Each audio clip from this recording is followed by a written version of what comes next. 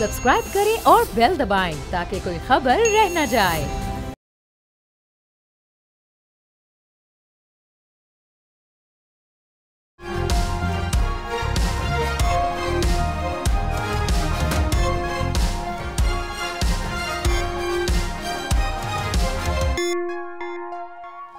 नाज़रीन अस्सलाम वालेकुम। तब्दीली विद डॉक्टर दानिश के साथ हाजिर हैं। आज मैंने अपने तीन पोर्शन पे अपने प्रोग्राम को रखा है और ये तीनों ट्वीट्स के ऊपर मैं चाहूँगा कि हमारे जो दो अहम तरीन गेस्ट हैं मैं उसका तारुफ भी कराता हूँ। वो गेस्ट आज के प्रोग्राम में हैं जिनके बारे में कहा जाता है कि ये वो हमेशा इन्होंने मेरिट्स की बात की है, कानून की बात की है, इंसाफ की बात की है। गलतियाँ तो हर इंसान से होती है, लेकिन इस निज़ाम के हवाले से इनके स्टेटमेंट्स बहुत सख्त रहे हैं और वो तीन सवाल लेकर जो ट्वीट्स से हैं मैं इनकी तरफ आऊँगा और तीन पोर्शंस में हैं, तो देखते हैं कि इसके ऊपर हमारे ये मेहमान क्या जवाब देते हैं। मेरे साथ हैं डॉक्टर आसिफ किरमानी साहब, सेनेटर हैं, साबिक वज़ीर मुमलिकत, सियासी अमूर, सीनियर सियासतदान। आपका बहुत शुक्रिया सर, आपने हमें ज्वाइन किया। मेरे साथ दूसरे अहम गेस्ट हैं दानियाल अजीज़ साहब, साबिक वफाकी वज़ीर, साबिक चेयरमैन NRB, एक सीनियर सियासतदान। आप दोनों का बहुत शुक्रिया सर। मैं अपने तीन जो मैंने ट्वीट्स के हवाले से सवाल रखे हैं, वो पहला सवाल डॉक्टर आसिफ किरमानी साहब की तरफ आता हूँ लेके। आसिफ किरमानी साहब, ये एक हकीकत है, मैं पढ़ देता हूँ।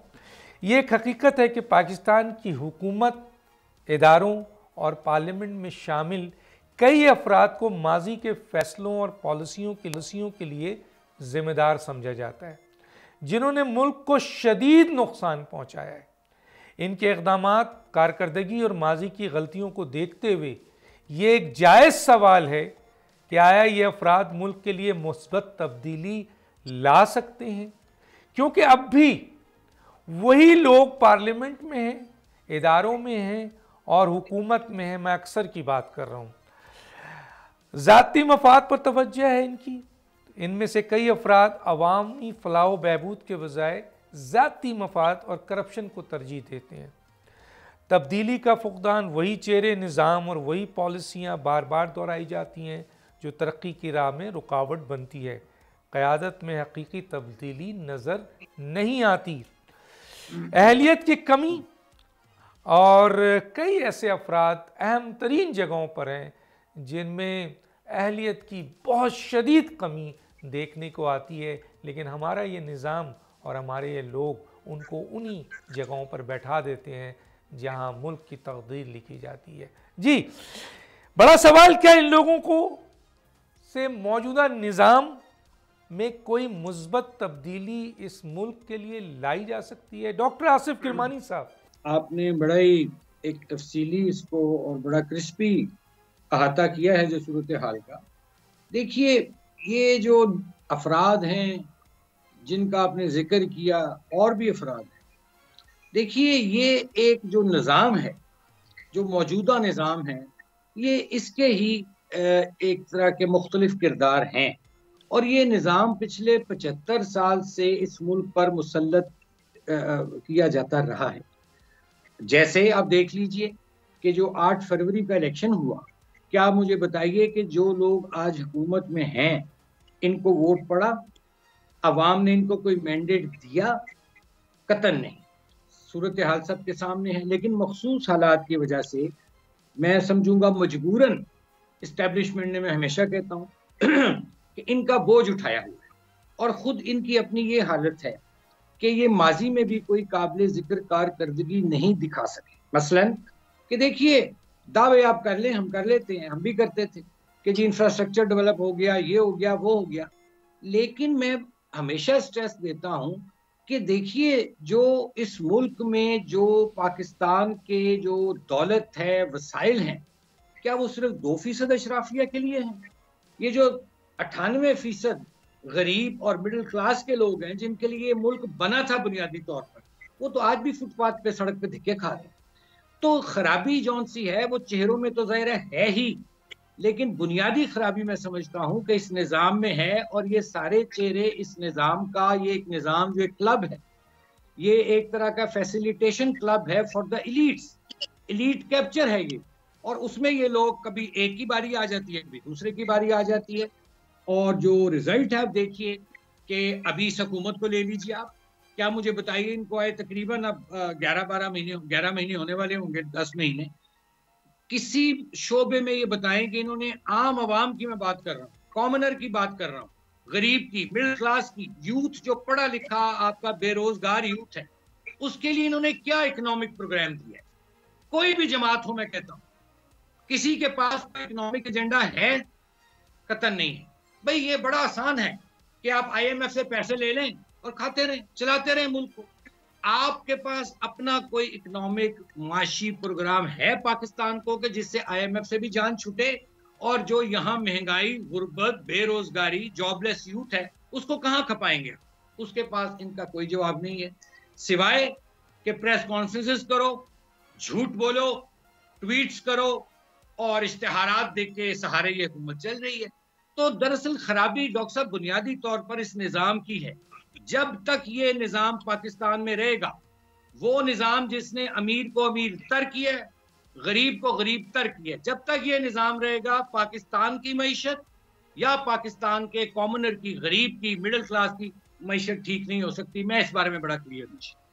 ठीक है, मैं इस दोबारा आऊँगा क्योंकि कुछ इश्यूज़ और भी हैं जो इससे रिलेटेड हैं, मैं आपसे सवाल करूँगा। मैं ज़रा इसी इशू पे आ जाता हूँ जो आपके दानियाल अज़ीज़ साहब की तरफ, कि दानियाल अज़ीज़ साहब वही चेहरे, वही निज़ाम, वही तर्ज़ हुकूमत, वही इलेक्शन का तरीक़ेकार, वही लोग, वही पार्लियामेंट, उसी तरह के लोग, वही लोग, और पाकिस्तान वहीं खड़ा है। क्या कहेंगे सर इसके ऊपर? इसके ऊपर जी बहुत ज़्यादा पाकिस्तान के तलख तजर्बात रहे हैं जमहूरियत के साथ, और मुश्किल से अब आके पिछले 2 असेंबली से कम असेंबली जो है अपनी मुद्दत पूरी करनी शुरू हुई है, लेकिन नहीं तो वो भी एक गनीमत थी, वो भी नहीं होता था। और अभी तक, आज तक तो कम से कम किसी वज़ीर आज़म ने अपना वक्त मुकम्मल नहीं किया। तो ये बात अपनी जगह दुरुस्त है। मैं समझता हूँ कि जो इस वक्त हमारी सियासी जमातें हैं, इस बार बार के मुख्तलिफ किस्म के इंटरवेंशंस की वजह से इनके अब अंदर जो मुख्तलिफ साख पैदा होनी थी ऐसे अफराद की, जो कि जिनका मुतालिया और जिनकी नॉलेज बेस, जिनका अपना स्टडी, जिनका तजर्बा इतना होता कि वो पाकिस्तान के इंतज़ामी अमूर को तब्दील करने में कुछ ना कुछ किरदार अदा कर सकते हैं, बजाय सिर्फ उसके आगे बेबस बन के एक सिफारशी की शक्ल में अपने आप को पेश करें। वो दिन हमने देखना था, लेकिन चूंकि ये मुख्तलिफ किस्म की ग्रोथ जो है ये स्टंटेड रही पाकिस्तान के डेमोक्रेटिक सिस्टम की, जैसे मैंने पहले बयान किया, वो नहीं हो सका। इसके बावजूद मैं समझता हूँ कि सियासी बरादरी का भी बहुत कसूर है, क्योंकि इन्होंने भी कोई तहदो नहीं की। ये हो सकता था कि सियासी जमातें अपने थिंक टैंक बनाते, अपने इन मामलात के ऊपर बेहतर करने के लिए कुछ ना कुछ पेशरफ करते, लेकिन इसमें अनफॉर्चुनेटली जो लीडरशिप रही है, क्योंकि जो असल लीडरशिप है उसको पनपने ही नहीं दिया, तो ये जो मसनूई लीडरशिप थी, जो कि प्लग एंड प्ले वाली थी, जो इस्टेब्लिशमेंट की तरफ से पैदा की गई, इनके पास तो हमेशा से यही खदशा रहा कि कोई हमें काट ना दे, कोई हमसे आगे ना निकल जाए। तो इसलिए हमारी सियासत जो है वो अंधों में काने राजे वाली बन गई। अब आप देखें, ये इमरान खान साहब हैं, इन्होंने इस बुज़दार साहब को अपना चीफ मिनिस्टर पंजाब बनाया और महमूद साहब को अपना चीफ मिनिस्टर खैबर पख्तूनख्वा बनाया। हालांकि वो सब कहते हैं कि जी गलती हो गई थी, उस वक्त नहीं ख्याल आया, ये वो, अब ठीक हो गए। अब कैसे ठीक हो गए कि उनका जो जाती मुलाजिम था, उनका वकील, उसको पार्टी का चेयरमैन ही बना दिया। यानी इनको इतना खदशा है कि कोई जो सियासी थे, मसलन एक सेक्रेटरी जनरल था मरियम साहब, उनको बरतरफ कर दिया। नहीं तो ये अली अमीन गंडापुर और मरियम नवाज और आपके सरफराज भुगती और मुराद अली शाह, ये मेरिट पे हैं, जेन्युइन है सर, अगर इमरान खान ने गलत बनाया था? मेरिट का मैं वही बता रहा हूँ। अभी मैं दूसरी जमातों की तरफ आ रहा था, आपने खुद ही नाम ले लिया, तो मैं यही कहना चाहता हूँ आपको कि ये जो तरीकाकार बन चुका है ये बिल्कुल मेरिट पे नहीं है।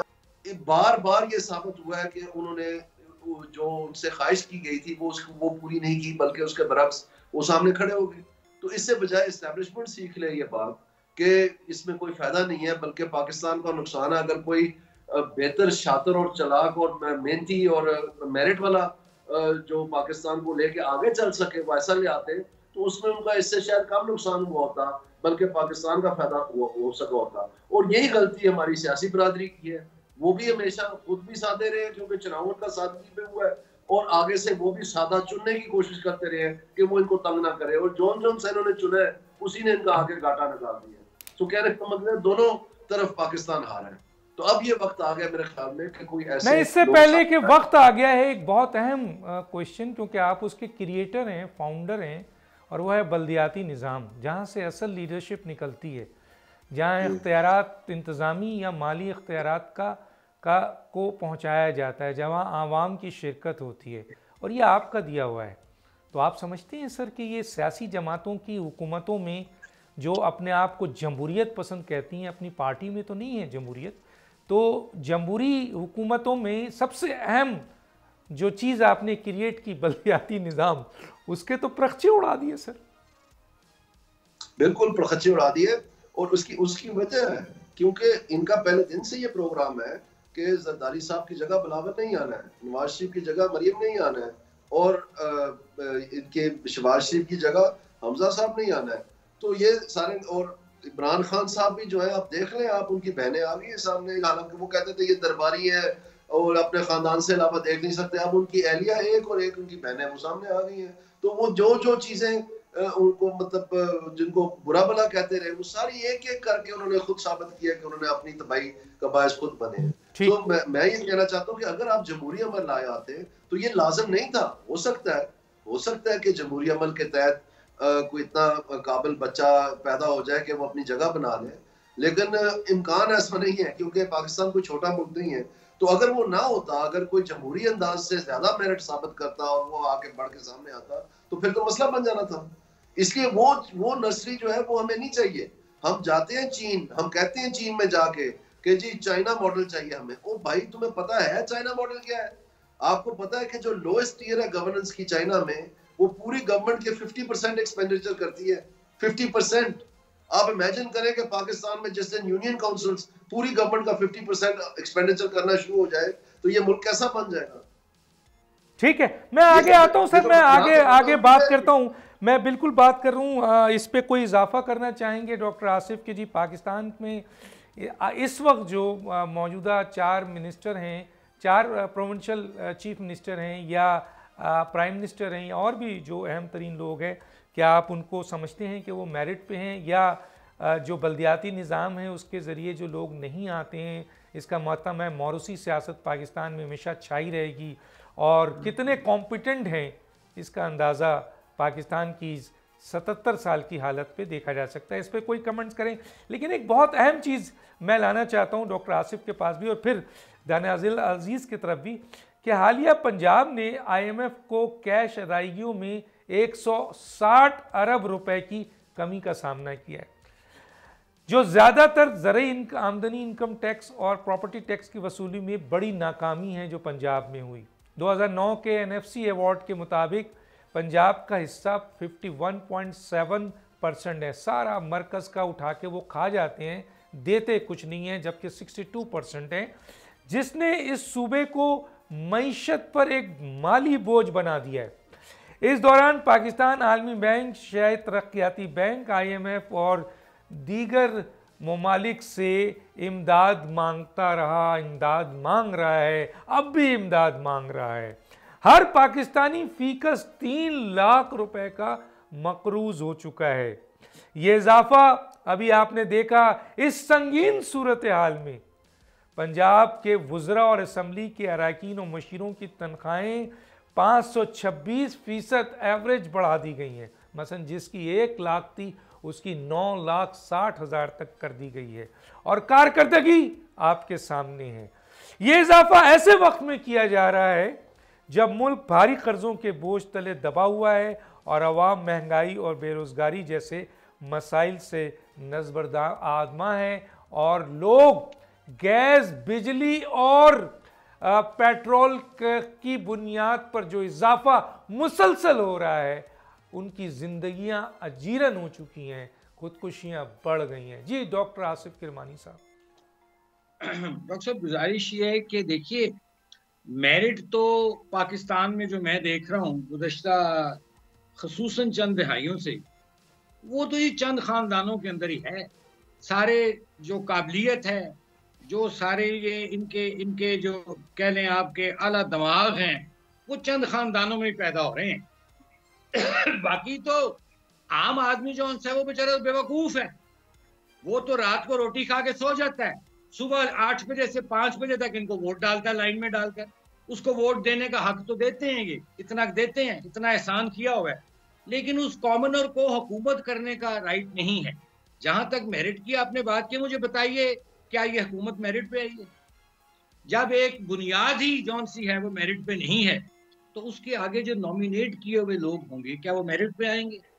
दरअसल देखिए डॉक्टर साहब, मैंने अर्ज किया ना जैसे कि ये सिस्टम जौन सा है ये यरगमाल हो चुका है, इसको यरगमाल बनाया जा चुका है। चंद पॉलिटिकल एलीट कैप्चर है यहाँ इस मुल्क में। आप जब तक उस एलीट कैप्चर को नहीं तोड़ेंगे, इसी तरह ये सिलसिला चलता रहेगा, कभी भी यहाँ बेहतरी नहीं आ सकती। अब उसको कौन ठीक कर सकता है? क्योंकि देखे ना, इनके मामलात हैं। अब अभी देख लीजिए कि अब ये मुज़ाकरात की बात इन्होंने शुरू की है, यानी जब मामलात जौन से हैं, इतनी सोसाइटी में इन्होंने पोलराइजेशन, गालम गलोच, सियासत को एक गाली बना के रख दिया।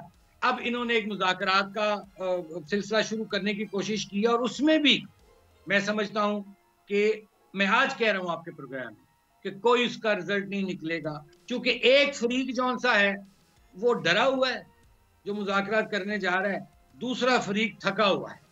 और असल इनके मतमे नज़र देखिए, इनके जो सामने इनके जो कहते हैं ना फोकस है, इनके जो गोल्स हैं वो इनकी ज़ात है, वो इनके ज़ाती मफादात हैं। वरना आप लोकल बॉडीज के इलेक्शन कराइए, नई नर्सरी आएगी, वहां से नए लोग, लीडरशिप आएगी, लेकिन इनको खतरा होता है कि कोई ऐसा बंदा ना निकल आए, कोई ऐसा बोलने वाला, कोई इनसे ज्यादा बेहतर शक्लो सूरत में, अकल में, मेरिट में, जिससे ये फिर खौफजदा होते हैं और ये फिर इस तरह ही मेरिट को पामाल करके, और जिस किस्म के इन्होंने नमूने मैं कहूँगा आगे ला के खड़े किए हैं, फिर यही नमूने पाकिस्तान को चला लें अगर इनसे चलता है। फिलहाल तो नहीं चल रहा।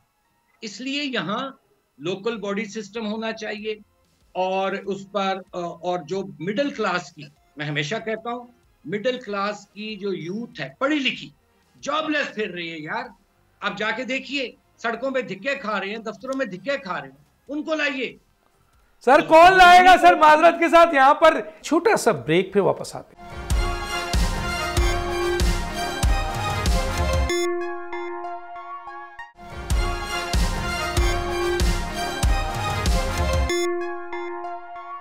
Welcome back. जी, ब्यूरोक्रेसी, मैं अक्सरियत की बात कर रहा हूं, कहीं मुकम्मल की बात नहीं कर रहा। ब्यूरोक्रेसी, जुडिशरी, इस्टेब्लिशमेंट, सियासतदान, इनका गठजोड़ है, सिस्टम इनके कंट्रोल में है। आवाम की क्या औकात है सर? वोट डालते हैं, वो वोट उनको पहुंचते ही नहीं है जिसको पहुंचना चाहिए। तो ये चारों का गठजोड़ है, तो लाएगा कौन सर? और इनकलाब के लिए ये आवाम कौम ही नहीं है, ये तो हजूम है। इनकलाब कहाँ से आएगा? किससे पूछ रहे हैं आप? आपसे पूछ रहा हूँ सर। मैं तो इसमें बड़ा क्लियर हूँ जी, मुझे अवाम से भी गिला है। सच्ची बात है, फिर मुझे अपनी अवाम से भी गिला है कि यानी जब आपके मुकाबले में कोई शरीफ आदमी खड़ा होता है तो आप उसको तो वोट डालते नहीं। अवाम भी उसी को वोट डालते हैं जो काले गाड़ी की, काले शीशों वाली बड़ी गाड़ी में 4 डाले आगे 4 डाले पीछे, गार्ड्स नाल भरी हुई, दहशत फैला के जब हल्के में दाखिल होता है, और फिर अवाम भी उसको वोट डाल देती है। तो फिर अवाम को भी अपना एहतसाब करना चाहिए। Charity begins at home. क्या आया आप अपना जो वोट है, जिसको आप कहते हैं एक बहुत कीमती अमानत है, ये वही वोट था जिसकी बुनियाद पर कायदे आज़म ने पाकिस्तान बना दिया था। अगर उस वक्त इस वोट में खयानत हो जाती तो आज ये पाकिस्तान नजर ना आता आपको। उस वक्त तो ये अवाम से भी मुझे गिला है कि उस वक्त तो फलाने चौधरी साहब, फलाने मलक साहब, फलाने खान साहब, फलाने फलां साहब, उनको आप वोट डाल देते हैं और उसके बाद वो आपको नजर नहीं आते हैं, आपके मसाइल जो के दूर आ जाते हैं। मुझे ये बताइए डॉक्टर साहब, क्या ये गलियां, नालियां, सड़कें पक्की कराना ये MNA का काम है? ये MPA का काम है? उनका काम है लेजिस्लेशन करना। अब जो लोकल बॉडीज का काम है वो ये असेंबलियां करती हैं, कुछ कर पाती हैं, कुछ नहीं कर पाती हैं। यानी ये सारा ही सिस्टम जो सा है ये रॉटन है, ये पंजेंट सिस्टम हो चुका है और ये बदबूदार सिस्टम है, ये नहीं चलेगा इस तरह।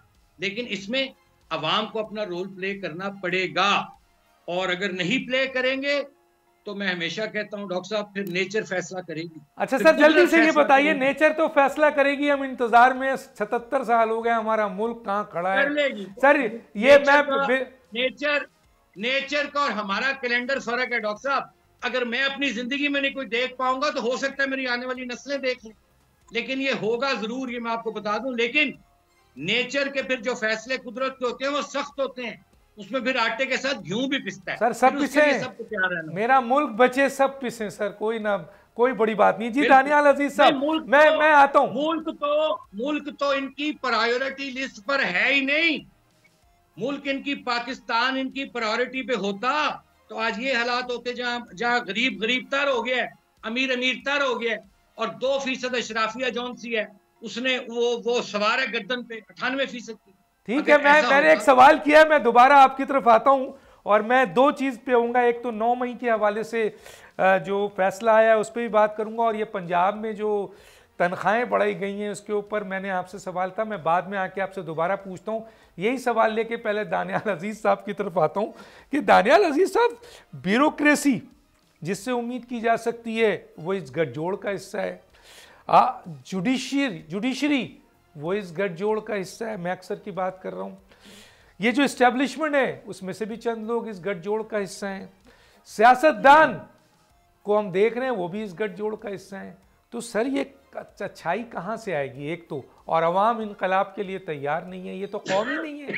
तीसरा कि सर ये जो पंजाब में तनख्वाहें बढ़ी हैं और पंजाब का हाल ये है मईशत का, इकनॉमी का, आपके सामने मैंने रखा है, क्या कहेंगे इसमें? जी जो पहले आपकी बात है एलीट कैप्चर की, सबसे पहले तो मैं आपसे एग्री करता हूँ, लेकिन मैं ये भी समझता हूँ कि वो जो डॉक्टर साहब कह रहे हैं कि ये शायद आने वाली नस्लें देखें, मेरे ख्याल में इतनी गुंजाइश नहीं है। उसकी वजह यह है कि पाकिस्तान इस वक्त दिवालिये की बिल्कुल किनारे पे खड़ा है, और बड़ी मुश्किल से ये संभाला जो है, ये पाकिस्तान ने बहुत भारी कीमत अदा करके यहाँ तक हम पहुंचे हैं, लेकिन अभी तक हमारे जो बादल हैं वो छाए हुए हैं। उसकी वजह यह है कि इस वक्त जो रेवेन्यू शॉर्टफॉल है वो 400 अरब तजावज कर गया है पहले 5 महीने में ही, और आने वाले महीनों में कोई रोशनी नहीं नजर आ रही कि जिससे ये पूरा होना है।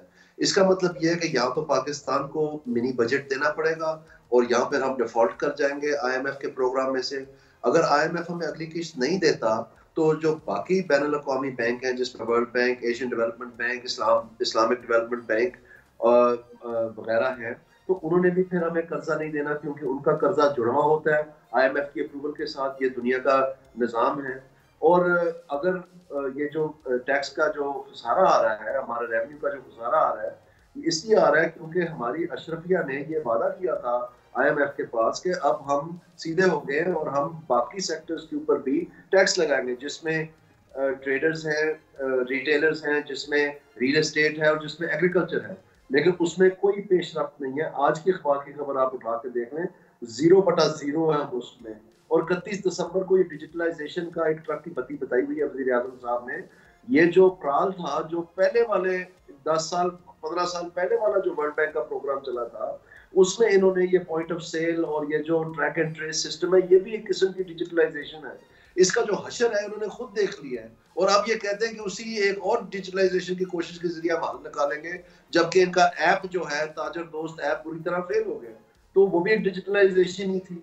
तो ये बेसिकली इनके पास हल कोई नहीं है, ये इसमें बुरी तरह से फेल हो रहे हैं, और ये अब परफॉर्मेंस एंजाइटी हो रही है क्योंकि पावर सेक्टर भी बुरी तरह से फेल हो रहा है और इनसे कोई हल नहीं निकल रहा। जो बिजली चोरी है, जो लाइन लॉसेस है, ये सब गवर्नेंस के इश्यूज हैं।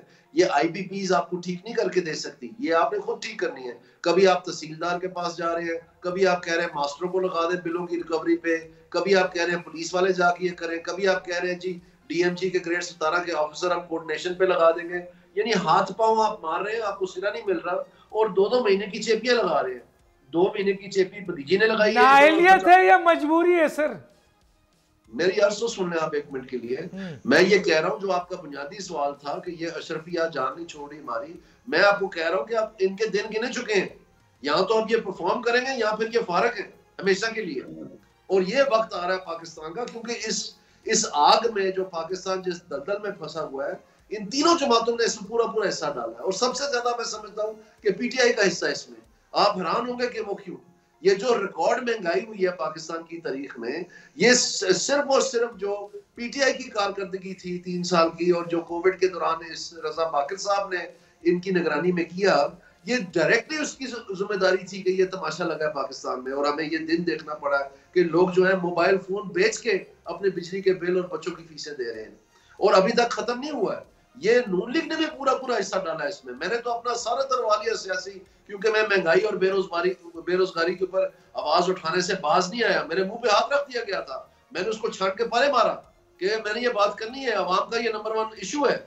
और अब भी मैं आपको बताना चाहता हूँ कि ये 5% पे जो कंज्यूमर प्राइस इंडेक्स आई हुई है, यानी महंगाई की जो शरह है, ये एशियन डेवलपमेंट बैंक और IMF और वर्ल्ड बैंक और स्टेट बैंक ऑफ पाकिस्तान सबसे अहम, और इसके साथ साथ मूडीज, फिच, ब्लूमबर्ग सब कह रहे हैं कि जून में ये डबल डिजिट में होगी।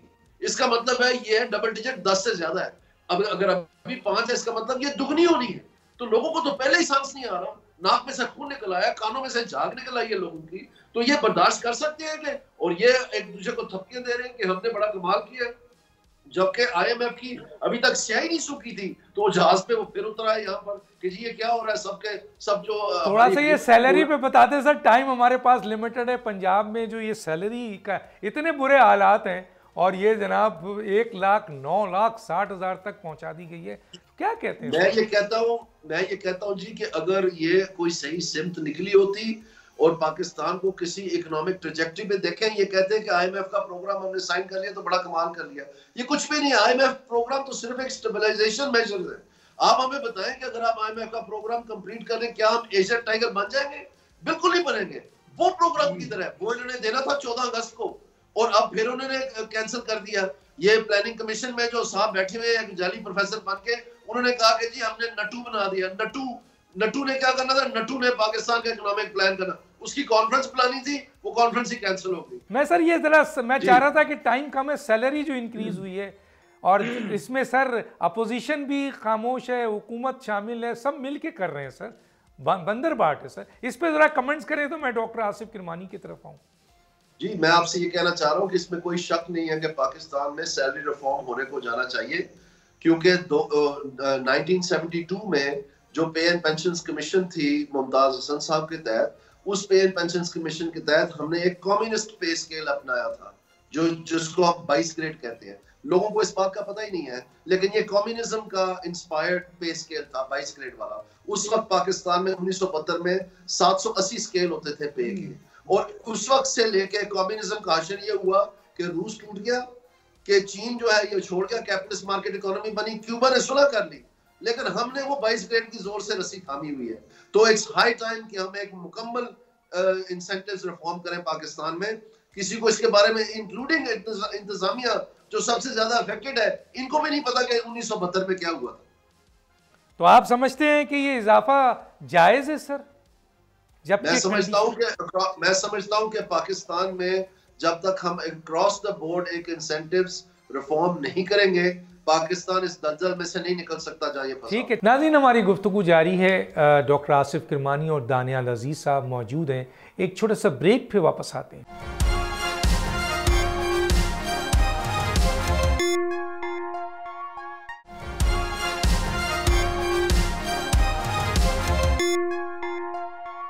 वेलकम बैक जी। चले मैं डॉक्टर आसिफ किरमानी साहब आपकी तरफ आता हूं सर, पर्टिकुलरली इसके ऊपर बताएं, और ये भी बताएं सर कि 9 मई के वाक़यात जो लोग हैं जो ज़िम्मेदार थे उनको फ़ौजी अदालत से सज़ा दे दी गई, और इन सज़ाओं ने इन अफराद को इनके अमाल का हिसाब दिया जिन्होंने मुल्क के अमन और इदारों के तक़द्दुस को मजरू किया। ताहम फिर वही बात आती है, ताहम ये अमर अफसोसनाक है कि इन वाक़यात के असल ज़िम्मेदारों मास्टर्स माइंड्स को ताहाल सज़ा नहीं दी जा सकी। वही कमी नज़र आई जो पाकिस्तान की दूसरे जुडिशल सिस्टम में हमने देखी कि उमरा बड़े बड़े लोग उनको सज़ाएं नहीं मिलती हैं, साइकिल चोर को मिल जाती है, पूरा जेल भरा हुआ है। क्या कहेंगे सर एक तो इस पे, और पहला कमेंट्स आपका आए ये जो सैलरी बढ़ी है और आवाम की ये हालत है सर। देखिए डॉक्टर साहब, ये जो सैलरी का इशू है ना, इसमें मैं तो साफ सी बात बड़ी वो एक कहते हैं जल्दी सर मेरे पास टाइम कम है कि देखिए ये ऐसा ही है जैसे कि एक घर में नालायक औलाद होती है और वो कोई काम काज की होती नहीं है और वो सारा दिन चारपाई तोड़ती है, मंजी जिन्होंने तोड़ना कहते ने, तो माँ बाप जेडे ने बेचारे मजबूर होंगे ने उन्होंने पॉकेट मनी देने ते भी, उन्होंने नखरे खर्चे उठाने दे भी।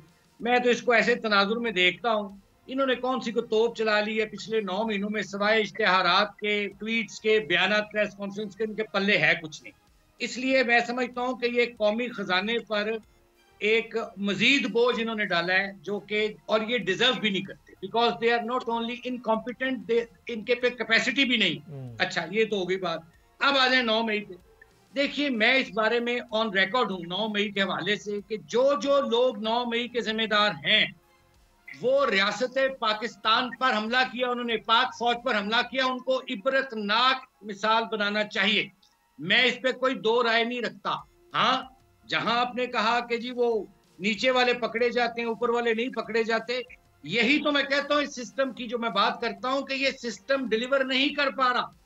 This system belongs to the elite capture, this system belongs to the rich people. इसी सिस्टम का तो मैं रोना रोता हूं।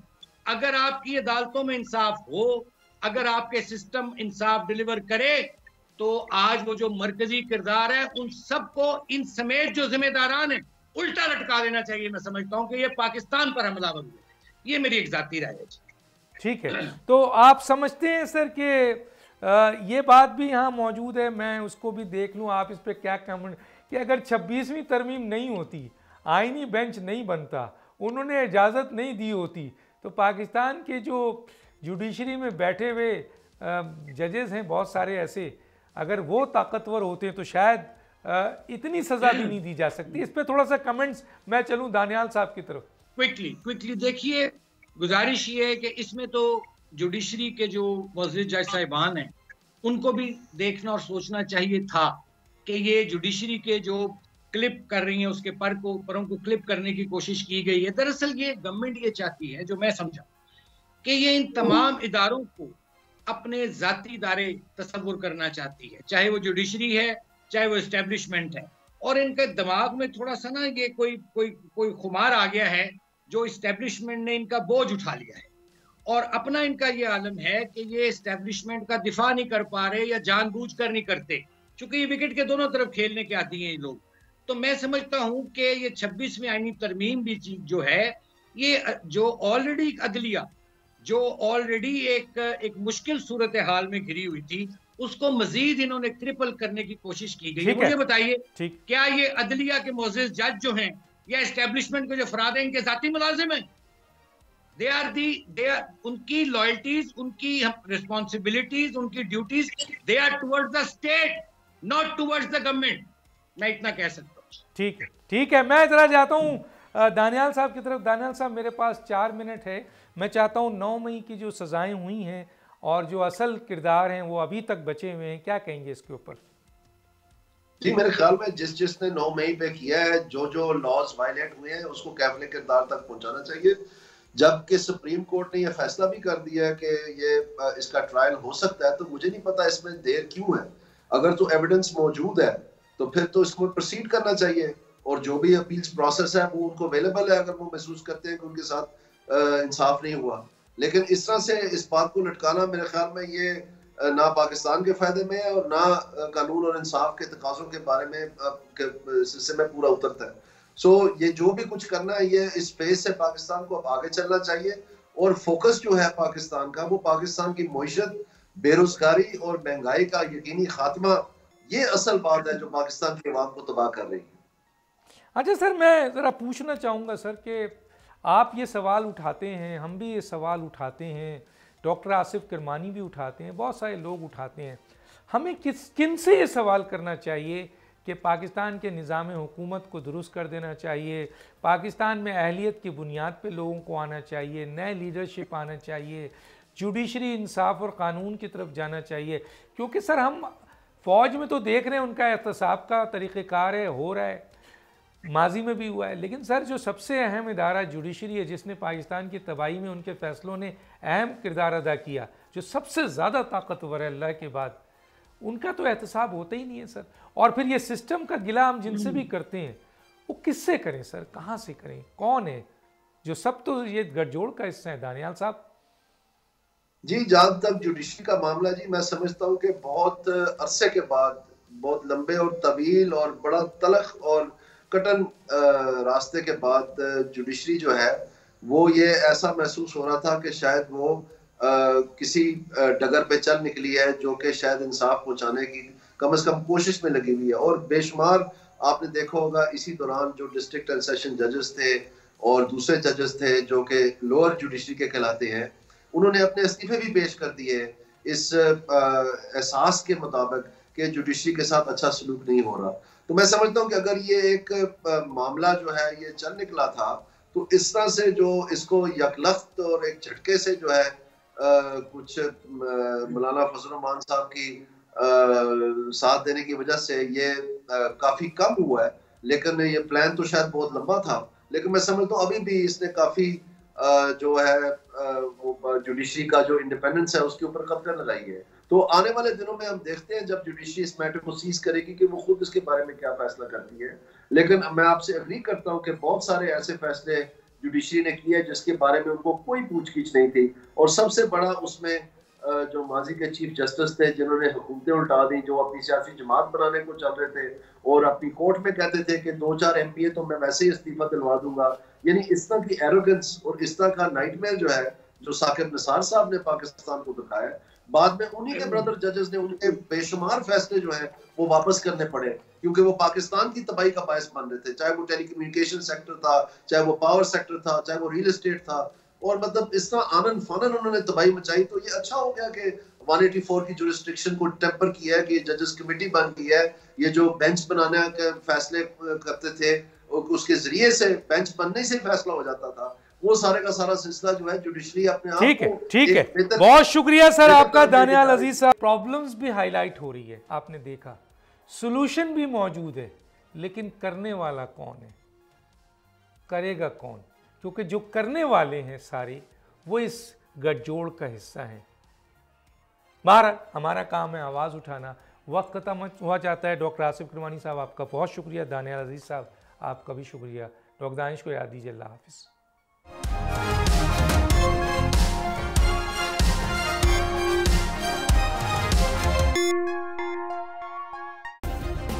सब्सक्राइब करें और बेल दबाएं ताकि कोई खबर रह न जाए।